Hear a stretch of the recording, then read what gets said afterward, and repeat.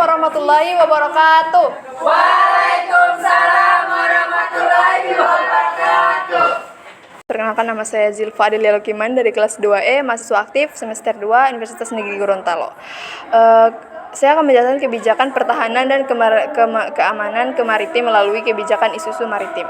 Pertama, kebijakan pertahanan dan keamanan maritim Indonesia. Pertahanan maritim Indonesia. Pertahanan laut Nusantara harus dilandasi oleh nilai-nilai Pancasila sebagai landasan ideal. Artinya, penyelenggaraan pertahanan laut Nusantara harus memperhatikan pandangan hidup bangsa Indonesia tentang peran dan damai, serta pertahanan negara meliputi pandangan bangsa Indonesia tentang damai dan perang. Bangsa Indonesia cinta damai dan tetapi lebih cinta kemerdekaan dan kedaulatan. Untuk mempertahankan kemerdekaan dan kedaulatan tersebut, bangsa Indonesia rela mengorbankan jiwa dan raganya.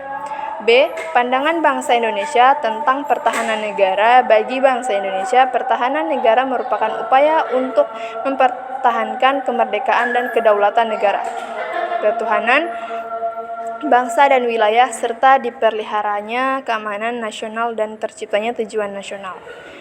C. Undang-Undang Dasar 1945 sebagai landasan konstitusional pertahanan laut Nusantara harus berpedoman kepada amanat pembukaan dan pasal-pasal Undang-Undang Dasar 1945. D.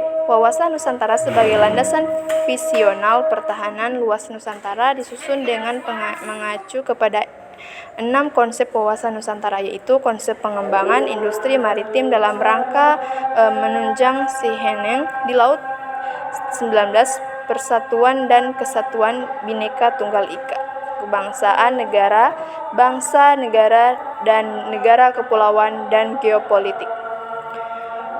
Pertahanan laut Nusantara harus memperhatikan konsep geopolitik. Artinya, pertahanan laut Nusantara harus mempertimbangkan 3 elemen geopolitik di Indonesia, yaitu A. Posisi strategis Indonesia di antara 2 kawasan dasar di dunia, sementara Samudra Hindia dan Pasifik. Geografi Indonesia berbentuk kepulauan, perairan yurisdiksi nasional, dan ketahanan nasional sebagai landasan konsepsional. 2. Keamanan maritim Indonesia.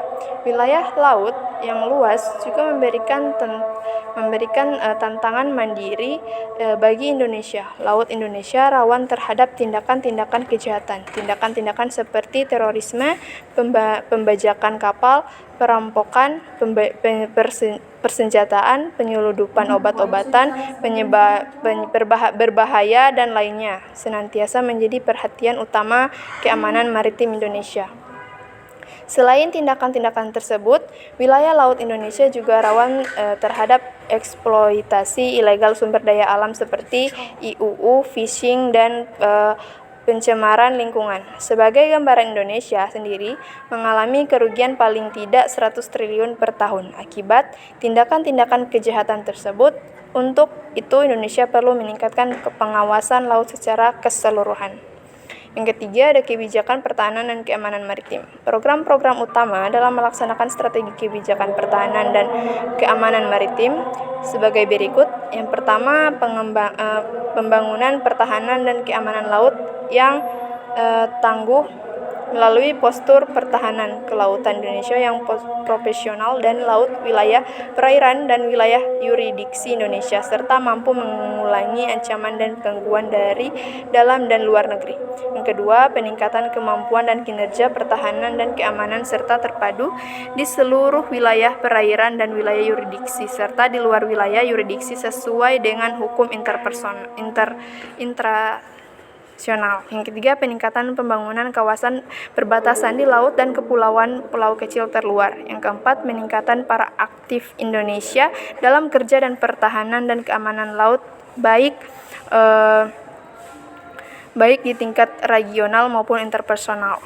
Yang kelima, penanganan kedaulatan dan hukum di wilayah perairan dan wilayah yurisdiksi. 6. Optimalisasi sistem komando kendali komunikasi, komputerisasi, intelijen, serta pengawasan dan peningkatan pembangunan karakter bangsa Sekian, assalamualaikum warahmatullahi wabarakatuh. Waalaikumsalam.